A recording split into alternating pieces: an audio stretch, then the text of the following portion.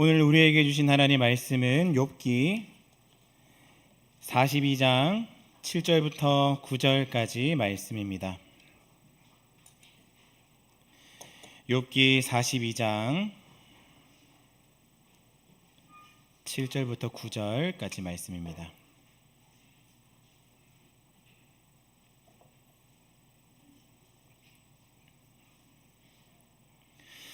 여호와께서 욥에게 이 말씀을 하신 후에 여호와께서 대만 사람 엘리바스에게 이르시되 내가 너와 내 두 친구에게 노하나니 이는 너희가 나를 가리켜 말한 것이 내 종 욥의 말 같이 옳지 못함이니라.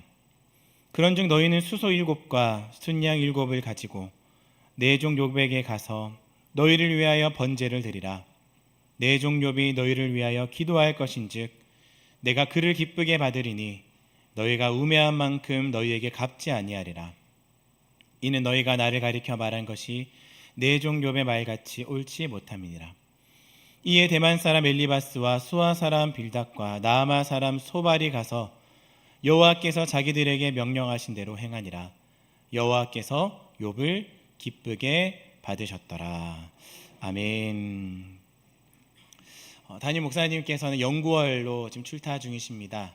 또 지금은 유라시아 선교 컨퍼런스에 참석하고 계십니다. 안전하게 잘 돌아오실 수 있도록 돌아오실 때까지 기도해 주시면 감사하겠습니다. 오늘은 잃어버린 하나님의 마음이라는 제목으로 하나님의 말씀을 나누도록 하겠습니다. 어느 영화나 드라마에 보면 주인공이 있고 또 엑스트라들이 있습니다. 그러니까 주연이 있고 조연이 있다라는 것이죠. 대부분의 이야기는 이 주인공의 시점으로 흘러갑니다. 주인공이 무엇을 느끼는지, 주인공이 어떠한 사건이 일어나는지, 또 주인공은 무엇 때문에 아파하고 무엇 때문에 분노하게 되는지, 이게 다 모든 이야기가 이 주인공의 시점을 따라서 이야기를 이해하게 되고 우리도 같이 보고 듣게 되는 것이죠. 그런데 가끔 영화나 드라마를 보다 보면 주인공의 시점으로만 보이던 이 사건이 다른 사람의 시점으로 바뀌어져서 다시 보여줄 때가 있습니다. 그렇게 되면 신기하게도 주인공의 입장에서는 보이지 않고 또 이해되지 않았던 그 말이나 그런 상황들이 다시 한번 더 이해되기도 하고, 또 주인공의 입장에서는 이게 나쁜 사람처럼 보였던 사람이 사실은 이 주인공을 도와주려고 했다라고 하는 사람이 또 드러나서 반전이 또 일어나기도 하는 것이죠. 처음에는 왜 저 사람은 저렇게 행동하지? 왜 저 사람은 저런 말들을 하지? 라는 이야기를 하지만 다른 시점에서 보니까 그 사람도 그 사람 나름의 이유와 또 그의 합당한 마음이 있었다라는 것을 우리는 알게 된다라는 것입니다. 오늘 우리가 읽은 이 욥기의 말씀은 어쩌면 우리가 익히 알고 있는 이 욥기 말씀을 전체적으로 보더라도 앞서서 말씀드렸던 이런 관점에서 다시 볼 수 있는 성경이 아닐까 싶습니다. 욥기는 성경 중에서도 매우 어려운 책으로 평가가 됩니다. 왜냐하면 욥기 안에는 우리가 쉽게 정리하기가 어려운 그런 질문들이 많이 있기 때문에 그렇습니다. 의인이 당하는 고난, 의인이 왜 고난을 당해야 되는가? 또 욥이 처음에는 막 그런 믿음의 고백을 하면서도 또 중간이나 뒤로 가면 막 자신의 생일을 저주하고 하나님을 원망하는 그런 내용들도 나오는 것이죠. 그리고 또 긴 시간 동안 욥과 욥의 친구들이 논쟁을 하게 되는데 이 모든 논쟁의 이야기 또 내용들이 하나님의 입장에서 또한 성경에서 말하고 있는 그 진리와 별반 다르지 않는데 하나님이 결론적으로는 욥의 편을 들어주시면서 이들의 말이 틀렸다고 이야기를 하시고 있는 것이죠. 이것에 대해서 우리가 어떻게 받아들여야 되는가? 이런 질문들이 명료하게 정리되지 않기 때문에 욥기는 참 어렵게 느껴지는 것 같습니다. 여러분들은 욥기 하면 어떤 내용들이 떠오르십니까? 전체적으로 간단하게 얘기하면 그런 것입니다. 의인이었던 욥이 살았습니다. 하나님을 잘 섬겼습니다. 부자였습니다. 근데 하나님이 욥을 사단한테 자랑을 하죠. 그랬더니 사단이 가지고 있는 것이 많아서 그렇습니다. 가진 거 다 빼앗으면 하나님 원망할 겁니다. 그래서 목숨만 빼놓고 그러면 허락하마. 진짜 목숨만 빼놓고 다 빼앗기게 되고 가져가게 되죠. 그런 고난 가운데 욥이 있습니다. 그런데 이렇게 고난당하는 욥의 친구들이 찾아와서 욥을 괴롭히고 정죄하죠.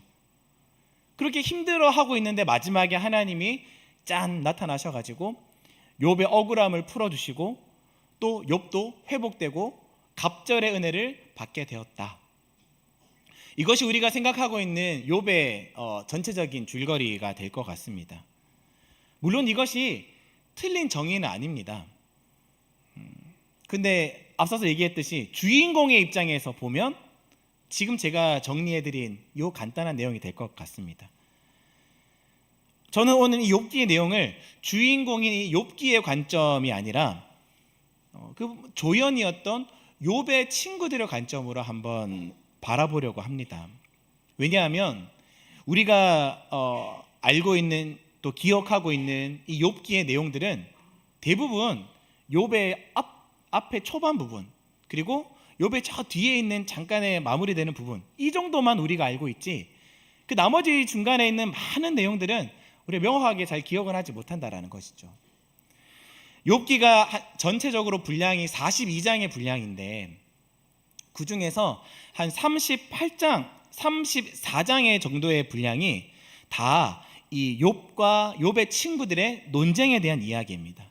그러니까 욥의 전체적인 내용 중에 한 80%가 다 이 욥과 욥의 친구들의 논쟁의 이야기다라는 것이죠. 성경이 욥기에 한 80% 정도의 긴 분량을 할애했다는 것은 지금 이 욥과 욥의 친구들이 하고 있는 이 논쟁도 중요하다라고 하는 뜻 아니겠습니까? 그래서 저는 이러한 질문으로 한번 본문을 살펴보려고 합니다. 욥의 친구들이 처음부터 악한 사람들이었을까? 그리고 처음부터 욥을 정죄하고 괴롭히려고 온 사람들이었을까? 그리고 하나님께서 마지막에 그들을 책망하신 이유가 무엇이었을까? 이러한 질문을 가지고 오늘 말씀을 살펴보려고 합니다. 욥의 친구들이 처음 등장하는 장면이요. 이제 욥기 2장 말씀에서 등장하게 되는데요. 이 2장 말씀이 어떠한 상황이냐면 욥이 건강을 다 잃고 재산도 다 잃고 자녀들도 다 잃고 온 몸에 악창이 나가지고 재 가운데 앉아서 질그릇 조각으로 막 온몸을 긁고 있는 그런 상황. 사랑하는 아내조차도 차라리 하나님을 욕하고 그냥 당신 죽어버려라 라고 말할 만큼 정말로 바닥까지 내려가고 처참한 상황이 현재 욥의 상황이었다라는 것입니다. 그때 욥의 친구들이 등장하는 거예요. 욥이 가장 처참하고 가장 바닥까지 내려가 있을 때 욥의 친구들이 등장합니다. 욥기 2장 11절 말씀인데요. 이런 말씀이 나옵니다. 그때 욥의 친구 세 사람이 이 모든 재앙이 그에게 내렸다 함을 듣고 각각 자기 지역에서부터 이르렀으니 곧 대만 사람 엘리바스와 수아 사람 빌닷과 나아마 사람 소발이라. 그들이 욥을 위문하고 위로하려 하여 서로 약속하고 오더니. 자, 성경은 여기서 분명히 얘기합니다. 이 친구들이 왜 왔습니까? 욥을 공격하려고 왔습니까? 욥을 정죄하려고 왔습니까? 아닙니다. 성경은 그들이 욥을 위문하고 위문하려 하여 왔다고 말합니다. 그러니까 욥의 친구들이요, 욥을 위로하기 위해서 온 것입니다. 욥에게 힘이 되어 주려고 온 것입니다. 쉽게 얘기하면 어떤 큰 고난을 당한 동력자를 신방하러 온 것입니다. 우리 교회도 그렇게 하지 않습니까? 어떠한 성도님들이 큰 아픔을 당하시거나 어떤 문제를 겪으시거나 어려움들을 당하셨을 때 우리 사랑방 섬김이들과 또 신방 권사님들과 교육자들이나 또 마을장님들이 가셔서 신방을 하죠. 왜 신방합니까? 정죄하고 막 괴롭히려고 신방합니까? 아니죠. 위로하고 기도해주고 또 권면해주고 힘을 북돋아 주기 위해서 신방을 하는 것입니다. 이 친구들도 위로하고 또한 위문하기 위해서 욥을 찾아왔다라고 말하고 있는 것이죠. 거기다가 성경은 이 친구들의 출신 지역을 다 기록하고 있습니다. 대만 사람 엘리바스, 나아마 사람 소발, 수아 사람 빌닷. 왜 이렇게 그들의 지역을 다 소개하고 있는 것일까요? 성경은 그냥 허투루 기록하는 법이 없습니다. 지역을 기록한 이유가 다 있다라는 것이죠. 이 지역이 거리가 다 다릅니다. 그러니까 대만 출신의 엘리바스는요, 이 우스, 욥이 지금 우스에 있는데 우스와 한 120km 정도 떨어져 있는 지역입니다. 쉽게 얘기하면 욥이 있는 지역을 창원이라고 생각을 한다면 지금 이 대만 출신 엘리바스는요, 한 120km, 한 대구쯤에 있는 친구입니다. 그러니까 대구쯤에 떨어져 있는 친구가 창원에 있는 좀 욥을 방문했다라는 것이죠. 그리고 나아마 출신 소발은요, 한 300km는 한 평택 정도, 평택에서 창원까지 신방을 하는 것입니다. 거기다가 이 나아마 출신 수아 출신 빌닷은요 500km 정도 떨어져 있습니다. 그러니까 제가 그 지도를 찾아보니까 창원에서 파주의 임진각 저기 38선 저 위에까지 한 450km 정도 됩니다. 그보다 50km 더 올라가야 돼요. 그러니까 북한에서 내려온 겁니다. 이 마지막 친구는 북한에서 내려올 만큼 어마어마한 거리를 온 것이죠. 당시 교통수단으로 이 낙타와 나귀를 타고 이동한다고 쳤을 때 이 가축의 속도와 또 중간에 쉬어야 되는 휴식을 고려해서 하루 평균 갈 수 있는 거리가 한 30에서 35km 정도 된다고 합니다. 그것이 일반적이었습니다. 그러니까 대구에서 출발한 이 엘리바스는요 한 4일 정도 걸리고 나아마에서 출발한 평택에서 출발한 친구는 한 7일 정도 걸리고 북한에서 출발한 친구는 한 20일 정도 걸린다라는 것이죠. 또 거기다가요, 그 2장 말씀해 보시면은 서로 약속하고 왔다라고 해요. 그 당시에 어떠한 약속을 정할 수 있는 수단이 있었을까요? 누군가의 소식을 알릴 때는요, 뭐 편지를 쓴다든지, 뭐 문자를 보낸다든지 안 됩니다. 그 당시에 욥기 시절에는 전령이 있었어요. 사람이 가서 소식을 전해야 됐었습니다. 그러니까 욥이 어떤 일들이 생겼을 때 다 전령들이 막 찾아와가지고 말을 전하지 않습니까? 마찬가지입니다. 욥의 친구들도 욥의 소식을 전령을 통해서 들었다라는 것입니다. 근데 이렇게 떨어져 있는 친구들이 또 서로가 약속을 하려면 또 얼마나 많은 시간들이 또 걸렸겠습니까? 누구를 보내고 찾아오고 몇 시에 만나자, 누구는 된다 안 된다, 어디서 만나자. 어마어마한 시간과 어마어마한 거리와 어마어마한 에너지가 지금 드는 이 신방이었다라는 것이죠. 욥의 소식을 듣고 이 세 사람이 만날 날짜와 장소를 정하고 욥을 찾아오게 됩니다. 왜 그랬습니까? 우리가 가만히 있으면 안 되겠다. 욥이 지금 너무나도 힘들다는데, 우리 사랑하는 친구가 저런 일들을 당했다는데 우리가 찾아가서 위로해 주자, 함께 있어 주자. 근데 들어보니까 모든 것을 다 잃고 건강까지도 잃었다는데 우리가 가서 무슨 위로를 해줘야 될지는 모르겠지만 우리가 친구니까 찾아가서 그를 위로하자. 그렇게 긴 시간을 걸려서 이 욥을 이 세 친구가 찾아온 것입니다. 찾아왔습니다. 도착을 했습니다. 근데 멀리서 욥이 보이는 것이에요. 이들이 이런 얘기를 합니다. 2장 12절 말씀에 보시면요, 이런 말씀이 나옵니다. 눈을 들어 멀리 보매 그가 욥인 줄 알기 어렵게 되었으므로 그들이 일제히 소리질러 울며 각각 자기의 겉옷을 찢고 하늘을 향하여 티끌을 날려 자기 머리에 뿌리고.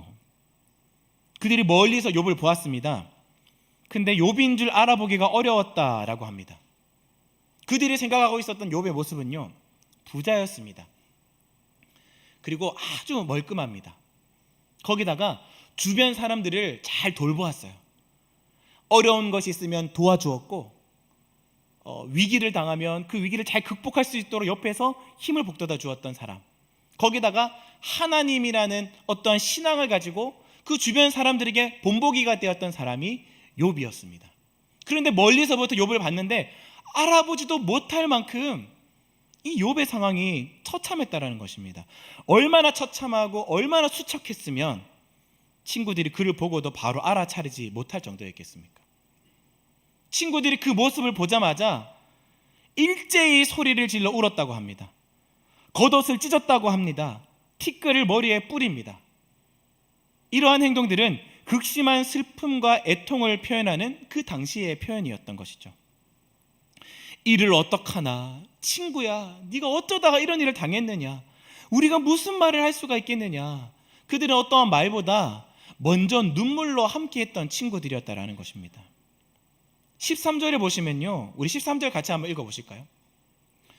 2장 13절입니다. 시작. 밤낮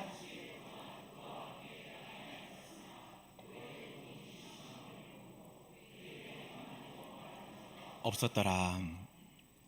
자, 7일 동안도 아무 말도 하지 못했다라고 합니다. 근데 그냥 7일이 아니라 밤낮 7일이라고 표현을 해요. 밤낮, 그러니까 밤이든 낮이든 그들의 7일 동안 그의 곁을 떠나지 아니하고 그의 곁을 지켜주었다라는 것입니다. 밤이 새도록. 욥의 고통이 너무 심했기 때문에 무슨 말을 해야 될지도 모른 채 아무 말도 하지 못하고 그의 곁을 지키고 있었다라는 것입니다. 40여일을 걸려가지고 친구를 찾아오고 그의 고통을 함께 눈물을 흘리면서 옷을 찢고 같이 슬퍼해주고 7일 동안, 반납 7일 동안 그 옆을 지켜두었던 친구들이었던 것이죠. 여러분, 여기까지 봤을 때 욥의 친구들이 나쁜 사람들입니까? 착한 사람들입니까? 아니, 착한 사람 중에도 이렇게까지 착한 사람들이 없는 거예요. 좋은 친구들이었습니다. 어려움을 당한 친구를 외면하지 아니하고 소식을 듣고 찾아왔습니다. 함께 울어주었습니다. 같이 앉아서 그의 옆자리를 지켜주었습니다. 욥의 친구들을 그냥 너무 쉽게 악역으로 보면 안 된다라는 것이죠. 그들도 처음에는 위로하러 온 사람이었습니다. 그들에게도 좋은 마음이 있었습니다. 그들에게도 욥을 향한 애정이 있었습니다. 그러나 여기서 중요한 것이 있습니다. 좋은 의도를 가지고 시작했다고 해서 끝까지 그것이 옳은 일은 아니게 될 수도 있다라는 것이죠. 처음 마음이 좋았다고 해서 마지막까지 옳은 것은 아닙니다. 위로하러 왔다고 해서 반드시 끝까지 위로자가 되는 것은 아닐 수 있다라는 것이죠. 이것이 오늘 설교의 중요한 지점입니다. 욥의 친구들은 위로하러 왔습니다. 좋은 마음을 가지고 왔습니다. 그러나 어느 순간 그들의 위로가 판단으로 바뀌게 됩니다. 처음에는 욥의 곁에, 욥의 옆에 앉아 있었지만 어느 순간 욥의 머리 위에 앉아서 욥을 가르치려고 하는 것이죠. 처음에는 함께 옆에서 눈물을 흘리면서 울어주었지만 어느 순간 욥의 눈물을 두고 해석하고 정죄하기 시작하게 되었다라는 것입니다. 이러한 욥의 친구들과의 논쟁이 4장부터 시작이 되는데요. 욥의 친구들이 7일 동안 아무 말도 못하고 있다가 갑자기 엘리바스라는 친구가 말문을 엽니다. 4장에 이렇게 엘리바스가 말합니다. 아니, 자네는 그렇게까지 하나님을 향한 신앙이 투철했던 친구 아니었나? 자네가 약한 사람들 다 돌봐주지 않았었는가? 믿음이 약해서 넘어진 사람들을 자네가 격려해주지 않았었는가?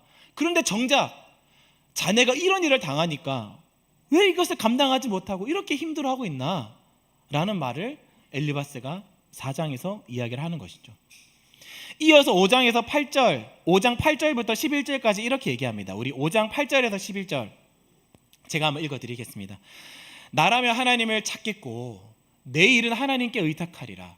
하나님은 헤아릴 수 없이 큰 일을 행하시며 기이한 일을 셀 수 없이 행하시나니 비를 땅에 내리시고 물을 밭에 보내시며 낮은 자를 높이 드시고 애곡하는 자를 일으키사 구원에 이르게 하시느니라. 이렇게 말하는 겁니다. 엘리바스가 욥한테 하는 얘기예요. 욥 친구요, 나라면은 난 하나님을 찾을 것이야. 하나님께 당신이 당한 이 모든 문제들을 내가 다 하나님께 맡길 것이야. 하나님은 헤아릴 수 없는 큰 일 행하시는 분이시니까, 기이한 일을 셀 수 없이도 행하시는 분이시니까, 비를 땅에 내리시고 물을 밭에 모으시는, 낮은 자를 높여주시고 애곡하는 자를 구원하시는 하나님이시니까 욥 힘들어하지 말고 하나님께 맡겨, 하나님을 의지해 라는 말을 지금 엘리바스가 욥한테 하고 있는 것이죠. 여러분, 이 말이 틀렸습니까? 틀린 말입니까? 우리가 신방 가서, 우리가 위로하러 가서 하는 말들이 이런 말들 아닙니까? 성도님, 힘내십시오. 하나님께 맡기십시오. 하나님은 능력 있는 분이십니다. 하나님께서 해결하실 수 있으실 것입니다. 하나님이 구원해 주실 것입니다 라는 말을 우리는 전해준다라는 것이죠. 틀린 말이 아니라는 것입니다. 다 맞는 말입니다. 하나님에 대한 바른 지식도 있었고 신앙적인 충고에도 담겨져 있는 말이었다라는 것입니다. 근데 여러분, 다 맞는 말인데요, 결국 하나님이 누구의 편을 들어주십니까? 맞는 말을 하고 있는 친구들이 아니라 욥의 편을 들어주십니다. 그렇다면 결과론적으로 지금 이 맞는 말을 하고 있는 이 친구들에게 하나님이 알고 계시는 어떠한 문제가 있다라는 것 아니겠습니까? 그 문제를 이해하기 위해서는요, 먼저 욥의 상황을 살펴볼 수 있어야 됩니다. 욥의 친구들이 7일 동안 침묵했다가 4장에 와가지고 드디어 입을 떼가지고 엘리바스가 욥한테 이런 말들을 쭉 해주었는데요, 그렇게 해주었던 이유가 있습니다. 욥의 친구들이 와가지고 옆에서 막 위로해주고 같이 울어주니까 욥이 3장에 자기의 마음을 다 얘기합니다. 3장 1절 말씀해 보시면, 그 후에 욥이 입을 열어 자기의 생일을 저주했다라고 나옵니다. 그래서 욥이 3장의 전반에 걸쳐서 계속 자신을 저주하는 이야기를 합니다. 내가 차라리 태어나지 않았으면 좋았겠다. 차라리 내가 어머니의 태에서 죽었으면 좋았었겠다. 하나님은 나한테 왜 생명을 주시는지 모르겠다. 이런 고통을 주실 거면 나를 왜 살려두시는지 모르겠다. 막 이런 말들을 쏟아내면서 하나님을 원망하고 환탄합니다. 이것을 보면 이 욥기 1장에서 욥이 고백했던 주신 자도 여호와시오, 취하신 자도 여호와시오니, 이런 고백을, 믿음의 고백을 했던 욥의 모습과는 사뭇 달라 보이는 것이죠. 욥은요, 믿음의 고백을 했던 사람이지만 동시에 고통 앞에 무너지는 자이기도 했다라는 것입니다. 하나님을 붙들고 있었지만, 하나님께 질문하고 신앙이 있었지만 아픔도 있는 사람이었다라는 것이죠. 이것이 여러분 인간입니다. 우리도 그렇지 않습니까? 신앙이 있습니다. 하나님을 믿습니다. 그렇다고 아프지 않는 것이 아닙니다. 눈물이 없는 것이 아닙니다. 욥은 믿음의 사람이었지만 동시에 처절하게 아파하는 사람이었습니다. 그러니까 욥이 자신의 생일을 저주하니까 이 엘리바스, 이 욥의 친구들의 논쟁이 거기서부터 시작이 되었다라는 것입니다. 이렇게 욥기 3장에서부터 31장까지 욥과의 친구 이 대화가, 이 논쟁이 길게 이어집니다. 서로 말하고 반박하고 또 말하고 또 반박하고, 욥은 자신의 무죄를 주장하고 친구들은 계속해서 욥에게 죄가 있을 것이라고 말합니다. 이제 그러다가 이 논쟁이 쭉 이어지다가 욥기 38장에 보면 하나님이 폭풍우 가운데서 나타나십니다. 그리고 하나님께서 욥에게 먼저 말씀을 하시는데요, 땅의 기초를 놓았을 때 네가 어디 있었느냐?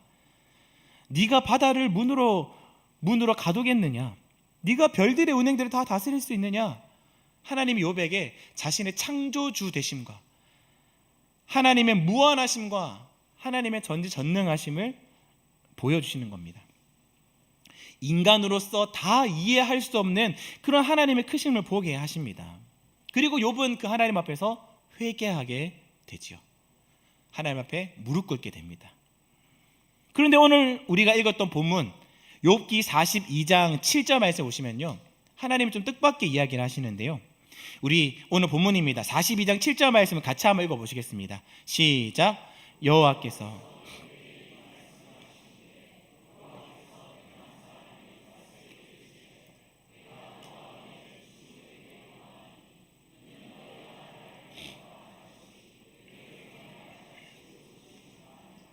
아멘. 하나님께서 누구한테 노하셨다고 합니까? 욥의 친구들입니다. 엘리바스와 두 친구들. 그리고 말씀하십니다. 너희가 나를 가리켜 말한 것이 내 종 욥의 말과 같이 옳지 못하다. 맞는 말을 했음에도 불구하고 왜 책망을 받았을까요? 그들이 처음에는 하나님의 마음을 가지고 위로하러 왔다가 언제부턴가 이들이 바뀌어져 가지고 논쟁을 하고 욥을 막 괴롭히는 그런 입장에 서게 되었겠습니까? 맞는 말을 했느냐 틀린 말을 했느냐의 문제가 아니라는 것입니다. 어떤 마음으로 그 맞는 말을 했느냐라는 것이죠.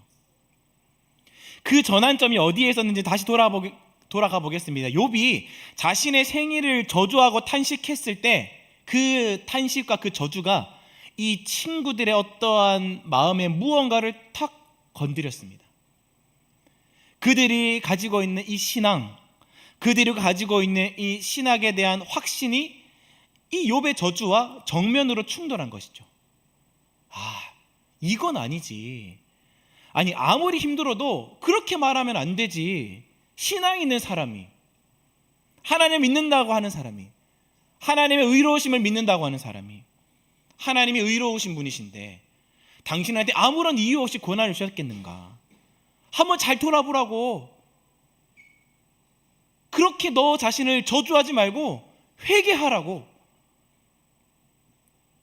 그 저주를 듣는 순간 이 친구들이 욥을 위로하는 자리에서 욥을 해석하는 자리로 넘어가게 됩니다. 그 저주를 듣는 순간 욥의 아픔을 함께하는 이 짊어지는 자리에서 욥의 고난을 설명하는 자리로 넘어가게 되어 버렸다는 것입니다. 그들이 가지고 있는 신앙의 내용, 생각, 확신, 틀린 말이 아닙니다. 다 맞는 말입니다. 하나님 공의로우시고 또한 의인을 붙드시고 악인을 심판하십니다. 이건 성경의 중요한 진리입니다. 하지만 그들이 그 진리를 너무 단순하게 그냥 욥의 고난에다가 적용시켜 버렸다는 것이죠. 그들이 확신하고 있는 그 신앙에 대한 어떤 자기 생각들을 그냥 자기가 알고 있는 그 틀에 욥을 끼워 맞춰 버렸다는 것입니다. 욥의 아픔을 살펴보기보다 자신의 논리를 지키려고 했습니다. 욥 가운데 임하고 있는 하나님의 뜻이 무엇인지를 물어보기보다 자신들의 확신을 주장했다라게 하는 것이죠. 맞는 말을 했지만 하나님의 마음을 놓쳤다라는 것입니다. 논리적이었지만 사랑이 없었습니다. 지식은 있었지만 긍휼이 없었다라는 것입니다. 그러니까 지금 그들이 가지고 있는 이 신학적인 지식이 하나님의 마음, 하나님의 부르심, 하나님의 뜻보다 더 위에 올라가게 되었다라는 것이죠. 그들이 가지고 있는 확신이 하나님보다 앞서게 되어버렸다는 것입니다. 그들의 논리가 하나님의 긍휼보다 커져버리게 되었다라는 것이죠. 욥기에서 나오는 여러 가지 어려운 질문들을 쭉 이제 살펴보다가 저는 이 욥기 전체를 바라보고 계시는 하나님의 마음은 어떠한 마음일까 한번 묵상하게 되었습니다. 처음에 욥을 바라보면서 하나님이 어떤 마음을 가지셨을까? 막 이 잘하고 있는 자식을 막 자랑하고 싶은 이 부모의 심정이었을 것입니다. 그래서 이 부모의 심정으로 욥을 막 자랑을 하셨던 것이에요. 그리고 하나님이 다시 폭풍 가운데 38장에 나타나셨을 때 어떤 마음이셨을까? 욥과 욥의 친구들이 막 논쟁을 하고 자신의 생일까지도 저주하고 있는 그 고통 속에 있는 욥을 바라보시면서 또 자기가 당하고 있는 고난이 왜 때문일까 고민하고 있는 욥을 바라보시면서 안타까이 여기는 그런 마음이 하나님의 마음이셨을 것입니다. 그렇다면 욥의 친구들을 향한 하나님의 마음은 어떤 마음으로 욥의 친구들을 바라보셨을까? 욥의 친구들의 마음을 움직이셔서 그 먼 거리를 찾아오게 하시고 욥을 보자마자 눈물을 흘리면서 소리를 지르면서 옷을 찢고 슬픔을 표했던 이 친구들을 보내셨을 때는 하나님이 어떤 마음으로 친구들을 보내셨을까? 하나님의 마음, 욥의 친구들을 향한 하나님의 마음은요, 욥을 위로해주고 욥의 곁에 있어 주는 것이 하나님의 마음이었을 것입니다. 하나님은 이 친구들을 통해서 그 고난을 당하고 있는 욥이 혼자가 아니라는 것을 알게 하시고 욥의 아픔 가운데서 함께 울어줄 사람들을 보내셨겠구나. 근데 그들이 어느 순간 그 부르심을 잃어버리게 됐고 위로자의 부르심을 잃어버리고 판단자의 자리에 서게 되어버렸던 것이죠. 함께 울어야 할 자리에서 설명하고 논쟁하게 되었다라는 것입니다. 사랑하는 성도 여러분, 이것이 우리에게 굉장히 중요한 교훈입니다. 우리는요, 가정에서 또 직장에서 교회에서 종종 맞는 말들을 하게 됩니다. 근데 이 맞는 말이 항상 사람을 살리는 것은 아닐 수 있다라는 것이죠. 맞는 말도요, 사랑이 없이 하면 칼이 됩니다. 맞는 말도 긍휼이 없이 하게 되면 정죄가 됩니다. 맞는 말도요, 하나님의 마음 없이 하나님의 뜻보다 내 확신을 가지고 앞서 세우면 상처가 된다라는 것입니다. 부모가 자녀에게 맞는 말을 할 수 있습니다. 틀린 말 아닙니다. 근데 거기에 하나님 마음이 없으면 상처가 될 수 있는 거예요. 맞는 말도 긍휼이 없으면 문제가 될 수 있는 것이죠. 선생님이 학생에게 맞는 말 할 수 있고요, 목회자가 성도에게 맞는 말 할 수 있습니다. 또 동력자가 동력자에게 맞는 말을 할 수 있습니다. 그런데 맞는 말을 했다는 이유만으로 우리가 항상 옳은 자리에 서 있는 것은 아니라는 것입니다.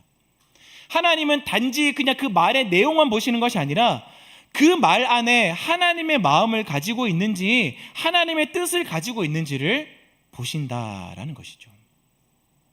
우리도 충분히 그럴 수 있습니다. 신방하러 가가지고 가르치고 올 수도 있어요. 위로하러 갔다가 상처 줄 수도 있습니다. 기도해 주러 갔다가 판단하고 돌아올 수도 있다라는 것이죠. 왜 이런 일이 일어나게 되었습니까? 왜 욥의 친구들은 그렇게 갑자기 바뀌게 되었을까요? 욥의 친구들에게 뭔가 욥의 말로 인한 건드려져 버린 포인트가 있었다라는 겁니다. 사람들마다 그 건드리면 안 되는 포인트가 있습니다. 그 포인트를 탁 건들면 사람은 폭발하게 되어 있는 것이죠. 왜 그런 말 있지 않습니까? 가족을 건들면 안 된다. 뭐 평소에 괜찮다가 가족 얘기 나오고 막 가족 건들면 막 거기서 막 폭발하는, 뭔가 우리가 탁 건들면 터지는 그런 포인트들이 있다라는 것이죠. 욥의 친구들에게 있어서 이 건들면 터지는 포인트가 그들의 신앙이었습니다. 신학이었습니다. 인과응보, 권선징악의 신학이었다라는 것이죠. 욥이 자신의 생애를 저주하는 말을 딱 들었을 때 그들이 그 포인트들을 딱 건드려 버린 것입니다. 의인은 복받고 악인은 벌받는다. 그래서 이것이 딱 건드려지는 그 순간부터 이 친구들은 사랑하는 마음에서 해석하려고 했고 위로해 주러 갔다가 판단하게 되어버렸다라는 것입니다. 그리고 욥에게 이런 말을 하니까 욥이 안 받아들입니다. 반박합니다. 그러니까 더 강하게, 더 날카롭게 욥을 막 몰아붙였다라는 것이죠. 우리들도 이럴 수 있다라는 겁니다. 여러분들에게 있어서는 무언가 사람들이 건드리면 터지는 그런 약점, 그런 포인트, 그런 부분이 어떤 부분들이 있으십니까? 하나님보다 더 예민하게 반응되어지는 그 부분 말입니다. 어떤 사람들은 그 포인트가, 그 부분이 자녀일 수 있습니다. 평소에 너무너무 신앙생활 잘 하시는데 이 자녀 문제만 나오면 예배도 뒤로 밀려지고 말씀도 뒤로 밀려지고 신앙의 원리도 뒤로 밀리는 경우가 있습니다. 우리 아이만은 안 됩니다. 우리 아이들에게 입대는 거 저 못 참습니다. 신앙도 중요하지만 지금은 공부가 더 중요합니다. 물론 부모의 마음은 이해가 됩니다. 그러나 신앙은 우리의 가장 소중한 것까지도 하나님의 손 아래 두는 것입니다. 아브라함이 이삭을 하나님의 손 아래 두었듯이, 하나님의 손에 맡겨드렸듯이 우리도 우리 자녀들을 하나님의 뜻 아래 둘 수 있어야 한다는 것이죠. 어떤 분들은 이 물질, 이 돈이 그런 포인트가 될 수 있습니다. 평소에 너무 좋습니다. 신앙생활 잘 하십니다. 봉사도 열심히 하십니다. 그런데 이 돈 문제가 딱 걸리면 사람이 확 달라지는 경우가 있다는 것이죠. 물질이 뭔가 손해보는 자리, 뭔가 물질에 헌신을 해야 되는 자리, 내 계산과 맞지 않으면 그런 일들이 생기면 마음이 단단하게 굳어져 버리는 것입니다. 돈이 하나님의 뜻 위에 있으면 안 된다는 것이죠. 어떤 분들은 이 권위와 이 자존심, 그런 것들이 포인트가 될 수가 있을 것 같아요. 누군가가 내 말을 따르지 않으면 견디지 못합니다. 내가 무시당했다고 느끼는 순간 하나님의 뜻보다 내 체면이 더 중요해집니다. 그러니까 막 그런 말을 하는 거예요. 이건 질서의 문제야, 원칙의 문제야. 물론 질서도 중요하고 원칙도 중요하지만 그 순간 그 자존심, 그 권위가 떨어졌다라고 하는 그 사실 때문에 내가 하나님의 뜻을 가지고 정말로 질서를 위해서, 교회의 질서를 위해서 내가 화를 내고 분노를 하는 것인지, 아니면 내 자존심을 지키기 위한 것인지는 하나님 앞에서 우리가 정직하게 물을 수 있어야 한다는 것입니다. 어떤 분들은 이 정치적인 이념이 그런 자리에 있을 수 있습니다. 정치적인 견해를 갖는 것은 자연스러운 일입니다. 그러나 그 이념이 신앙보다 위에 있으면 안 된다는 것이에요. 보수든 진보든 그것이 하나님 나라보다 앞설 수는 없다라는 것이죠. 또 이런 말을 하면 어떤 분들이 막 그런 얘기 하시는 겁니다. 목사님이 보수인가 진보인가, 빨간색인가 파란색인가. 오늘 목사님 빨간색 넥타이 메고 오셨네. 저희 집에 파란색 넥타이도 많이 있습니다. 중요한 것은요, 이념이 신앙보다 위에 있으면 안 된다는 거예요. 자녀이든 돈이든 우리의 권위든 자존심이든 이념이든 하나님보다 위에 있으면 안 된다는 것입니다. 사랑하는 한빛 성도 여러분, 하나님보다 위에 있는 것들, 하나님보다 내가 예민하게 반응하는 것들, 그것을 건드려버리면 터져버리는 이 약점에 반응하기 시작하면요, 그 약점에 반응하는 순간에는 하나님의 뜻이 보이지 않는 거예요. 내 자녀가 너무 크게 느껴지면 하나님의 뜻이 작아집니다. 내 돈이 너무 크게 느껴지면요, 하나님의 뜻이 작아지는 거예요. 내 권위가, 내 자존심이, 이념이 너무 커져 있으면 하나님의 뜻이 안 보이는 것입니다. 지금 이 순간에, 이 상황 속에서 하나님이 우리들에게, 우리의 많은 사람들에게, 나에게 붙여주신 동력자들에게 하나님이 무엇을 원하시는지 보지 못한다라는 것입니다. 지금 내가 해야 할 일이 위로인지 침묵인지 기도인지 회개인지 순종인지 분별하지 못하게 된다라는 것이죠. 이러한 우리가 이러한 모습이 되어질 때도 있다라는 것입니다. 그러면 우리는 어떻게 해야 되겠습니까? 오늘 본문 8절입니다. 오늘 본문 8절 같이 한번 읽어보실까요? 8절 시작. 그런즉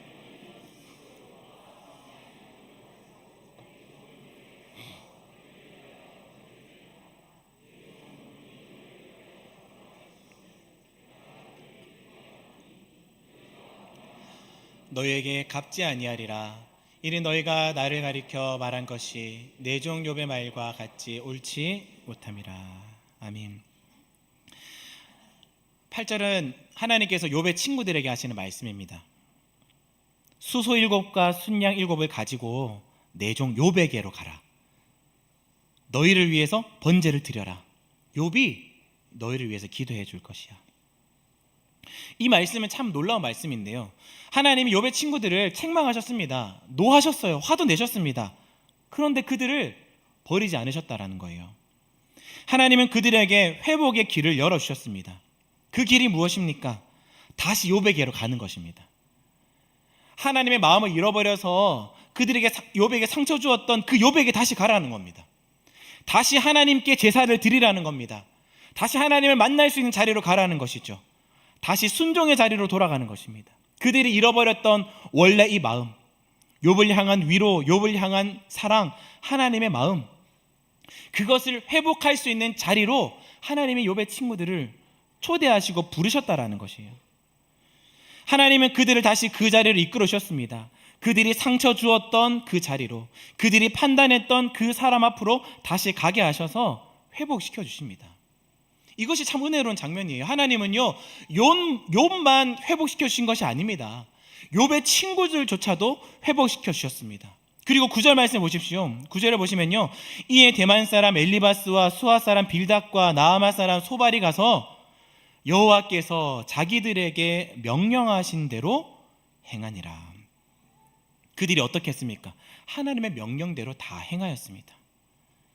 어떻게 보면 그들이 자존심 상했을 수도 있습니다. 아니, 하나님, 우리가 틀린 말 한 것도 아닌데 왜 우리한테만 이렇게 뭐라 하십니까? 하나님, 욥도 그렇게 불평하지 않았습니까? 근데 왜 맞는 말을 하는, 왜 우리한테만 이렇게 화를 내십니까? 라고 반박을 할 수도 있었을 텐데 그들이 다 내려놓는 거예요. 반박하지 않습니다. 자기가 갖고 있었던 신앙, 자기가 갖고 있었던 확신, 신학 다 내려놓는 것입니다. 왜요? 하나님을 보았거든요. 폭풍 가운데 나타나셔서 말씀하시는 그 하나님을 눈으로 배웠거든요. 그걸 뵙고 나니까 내가 그렇게 예민하고 내가 중요하게 여겼던 그런 포인트들, 작은 부분들, 그것이 문제가 아니게 되어버렸다는 것입니다. 그래서 다 내려놓습니다. 자기의 논리를 내려놓고 자신의 신앙을 내려놓고 하나님의 뜻 앞에 순종하게 되었다는 것이죠. 하나님의 말씀대로 다 순종했던 이 친구들은 어떻게 되었을까요? 그렇게 욥한테 가서 번제를 드리고 또 욥이 이 친구들을 위해서 기도해 줬을 것입니다. 그리고 그의 기도로 말미암아 그들의 신앙이 다시 회복되어졌을 것이에요. 잃어버렸던 하나님의 마음을 되찾게 되었다라는 것입니다. 그 이후에는 이 친구들이 어떻게 했을까요? 또 다른 욥과 같은 상황들이 생긴 동력자들을 만났을 때 다시 한 번 더 회복되어진 이 마음을 가지고 그들에게 다시 가는 것입니다. 또 다른 제2의 욥, 제3의 욥에게 가서 이 하나님의 마음을 이제 전해주는 것이에요. 또 가서 위로해주는 것입니다. 권면해주는 것이에요. 함께 해주는 것입니다. 그렇게 회복된 모습을 이 친구들이 가지게 되었지 않았을까요? 사랑하는 우리 한빛 성도 여러분, 우리들에게도 약점이 있습니다. 우리들에게도 건드리면 무너지는 부분이 있습니다. 우리에게도 욥의 친구들처럼 처음에는 좋은 마음으로 시작했지만 어느 순간 내 감정과 확신이 앞서버릴 때가 있습니다. 그때 하나님이 다시 우리를 부르십니다. 다시 우리를 부르셔서 우리의 약점이 드러나는 그 자리에서, 우리의 고집이 올라오는 그 자리에서, 우리의 확신이 하나님의 뜻보다 커지려고 하는 그 자리에서 다시 하나님 앞에 설 수 있도록 불러주십니다. 그래서 우리에게 말씀해 주시는 거예요. 오늘 이 말씀 앞에서 우리 자신을 한번 돌아보았으면 좋겠습니다. 주님, 제 안에 하나님보다 더 위에 올라가 있는 것은 없습니까? 주님, 제가 옳다고 여기는 것을 증명하려다가 이 하나님의 마음을 놓쳐버린 적은 없습니까? 주님, 제가 위로하려고 했던 그 사람을 판단하고 있지는 않습니까? 주님, 제가 사랑해야 할 사람을 제 논리로 누르고 있지는 않습니까? 우리도 욥의 친구들처럼요, 하나님의 말씀 앞에 순종할 때 회복됩니다. 내 뜻을 내려놓고 하나님의 뜻 앞에 설 때 하나님은 우리를 다시 하나님의 뜻을 이루는 사람으로 세워주십니다. 사랑하는 우리 한배 성도 여러분, 이제 우리가 맞는 말을 하는 사람을 넘어서 하나님의 마음을 품는 사람이 되시기를 축복합니다. 내 확신을 주장하는 사람이 아니라 하나님의 뜻을 분별하는 사람들이 되시기를 축복합니다. 위로하러 갔다가 판단하는 사람이 되는 것이 아니라 하나님의 긍휼을 전하는 진짜 위로자들이 되시기를 축복합니다. 그래서 우리 모든 한배 성도님들이 오늘 나를 향하신 그 하나님의 진짜 목적, 나를 향하신 하나님의 마음, 나의 주변 사람들, 나의 환경, 나의 상황들을 향하신 그 하나님의 뜻을 우리가 발견하고 매 순간 매 순간 그 하나님의 뜻 앞에 우리 자신들을 세우며 내 뜻이 아니라 하나님의 뜻을 이루어 드리는 기쁨이 충만한 저와 여러분들이 되시기를 주님의 이름으로 간절히 축복합니다.